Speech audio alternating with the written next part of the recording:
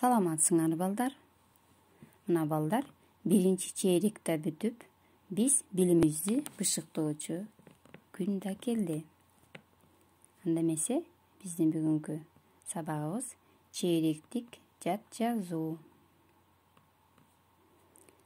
Жат жазуунун эрежелерин биз билебиз жана ал эрежелерди сактоо менен биз жат жазуу жазуубузду баштайбыз.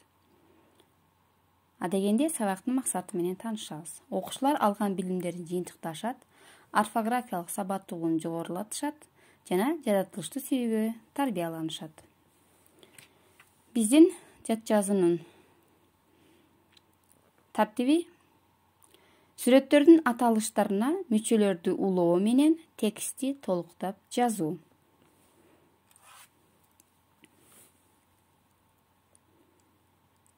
Мындагы сүрөттөрдү биз карап, ал сүрөттөрдүн аталыштарына мүчөлөрдү улайбыз. Демек, мында капуста, пияз жана сарымсак. Мына ушул сүрөттөргө мүчөлөрдү улап, сүйлөмдүн маанисин толуктап жазабыз.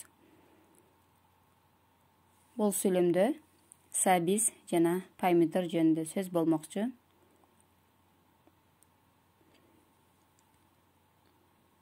Ошондой эле кийинки сүйлөмдө алма жөнүндө.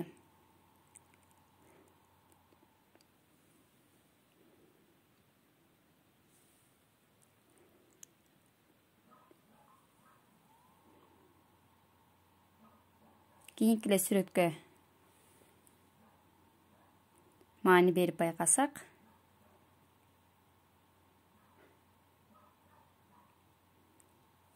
биз ал сүрөттү кунт коюп карап, жаңылбоого аракет кылабыз жана сүйлөмдү мааниси боюнча толуктап жазабыз.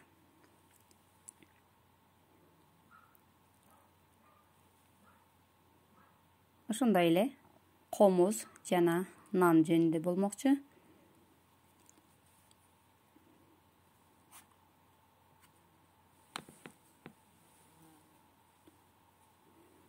Кийинки сүйлөмдү карасак, мында спорттун бир түрү жөнүндө болуп атат.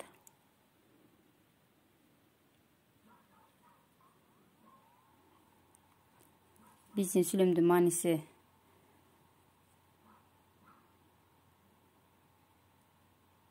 туура болуш үчүн биз сүрөттөрдү кунт коюп карайбыз.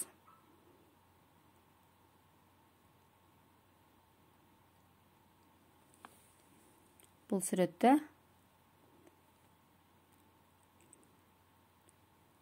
эмгекчилдик жөнүндө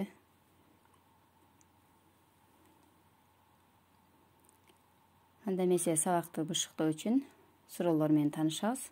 Кыргыз тилинде канча жөндөмө бар жана аз сызылган сөз кайсы, жөндөмөнүн мисалдары.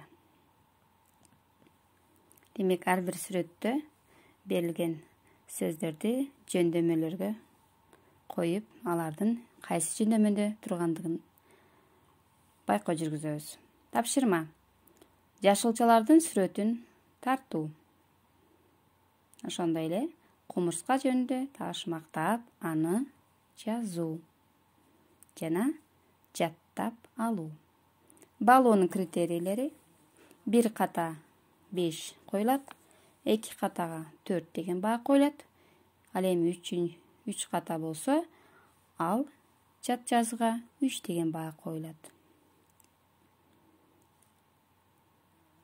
Анда эмесе балдар, бүгүнкү сабакка катышканыңар үчүн чоң рахмат. Ишиңерге ийгилик. Саламатта болгула.